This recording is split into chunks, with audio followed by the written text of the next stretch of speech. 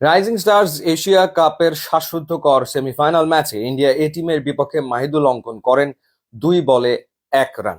এর আগে গ্রুপ পর্বের শেষ ম্যাচে শ্রীলঙ্কা এ টিমের বিপক্ষে তিনি করেন 8 রান। পরপর দুটো ম্যাচে তিনি ব্যর্থ হন, যেই কারণে বাংলাদেশ এ টিমের কোচ ডেভিড হেম তিনি সিদ্ধান্ত নিয়ে ফেলেন যে ফাইনালের একাদশে থাকবেন না মাহিদুল অঙ্কন। আমরা লক্ষ্য করি যে ফাইনাল ম্যাচে বাংলাদেশের একাদশে দুটো পরিবর্তন আনা হয়।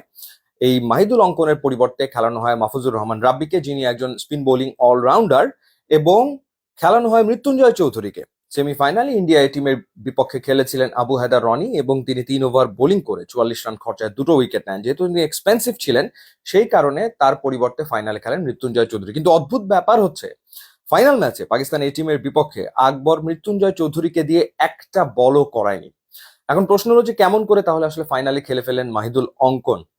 ফাইনালের আগের দিন রাতে টিম ডিনারে উপস্থিত ছিলেন বাংলাদেশ ক্রিকেট বোর্ডের সভাপতি আমিনুল ইসলাম বুলবুল, এবং বাংলাদেশ এ টিমের কোচ ডেভিড হেম তাকে ফাইনালের একাদশ সম্পর্কে জানান, এবং তিনি জানিয়ে দেন যে তার একাদশে মাহিদুল অঙ্কন নেই।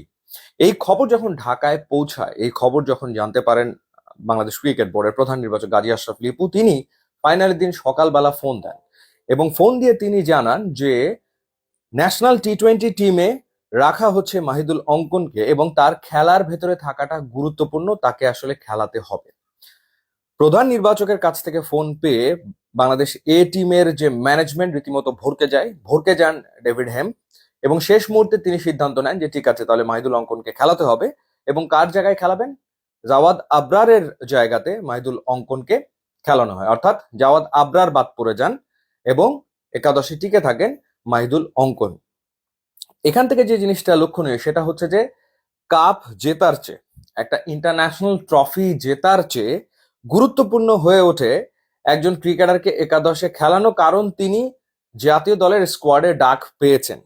এমন না যে তিনি জাতীয় দলের হয়ে সবগুলো ম্যাচ পরবর্তীতে খেলবেন। আয়ারল্যান্ডের বিপক্ষে প্রথম ম্যাচে আমরা একাদশে মাহিদুল অঙ্কনকে দেখিনি, কিন্তু তারপরেও ওই ফাইনালের চেয়ে গুরুত্বপূর্ণ হয়ে ওঠে মাহিদুল অঙ্কনের ম্যাচের ভেতরে থাকা, এবং সেই কারণে তাকে খেলানো হয়। এবং এটা অঙ্কন যখন জানতে পারেন, তিনিও বিব্রতকর পরিস্থিতির ভেতরে পড়েন, তিনিও চাপে পড়েন, এবং তিনি ফাইনাল ম্যাচে 0 রান করে আউট হন, 0 করে তিনি আউট হয়ে যান। তো এভাবে করে প্রধান নির্বাচক তিনি হস্তক্ষেপ করেছেন এই রাইজিং স্টার্স এশিয়া কাপের ফাইনালে। এবং আমরা তো সম্প্রতি দেখলাম যে লিটন কুমার দাস তিনি সরাসরি প্রেস কনফারেন্সে অভিযোগ আনলেন যে কাকে বাদ দেওয়া হয়েছে সেটা নোটিস করা হয়নি ক্যাপ্টেনকে, অর্থাৎ শামীম পাটোয়ারি বাদ পড়েছেন সেটা তিনি আসলে জানতেন না, অর্থাৎ কে থাকছেন কে থাকছেন না সেটা জানছেন না। তার মানে কি দাঁড়াচ্ছে? তার মানে দাঁড়াচ্ছে যে একক সিদ্ধান্ত গ্রহণ করছেন গাজী আশরাফ লিপু, এবং সেটা শুধুমাত্র ন্যাশনাল টিমের ক্ষেত্রে না, সেটা ঘটেছে বাংলাদেশ এ টিমের ক্ষেত্রে। তাহলে আসলে কোচ থেকে লাভ কি, ক্যাপ্টেন থেকে লাভ কি? কোচ একটা সিদ্ধান্ত নিয়েছেন এবং সেই সিদ্ধান্ত সম্পর্কে নিশ্চয়ই ক্যাপ্টেন জানতেন। সেই সিদ্ধান্ত উল্টে গেল, রাতারাতি পাল্টে গেল, ফাইনালের সকালবেলা একাদশ পরিবর্তন হয়ে গেল একক সিদ্ধান্ত বলে, এবং সেই সিদ্ধান্ত নিয়েছেন গাজী আশরাফ লিপু।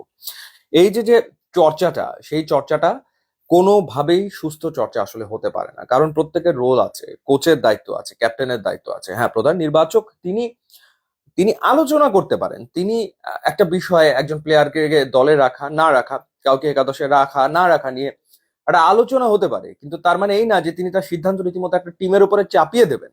এবং তার রেজাল্ট তো ভালো হয় না, ভালো হয়নি। ইনফ্যাক্ট ক্ষতি হয়েছে কার? ক্ষতি হয়েছে মাহিদুল অঙ্কনের। এরকম একটা প্রেসার সিচুয়েশনে খেলতে গিয়ে তিনি রিভার্স সুইপ মারতে গিয়ে ফাইনালে 0 রানে আউট হয়েছেন।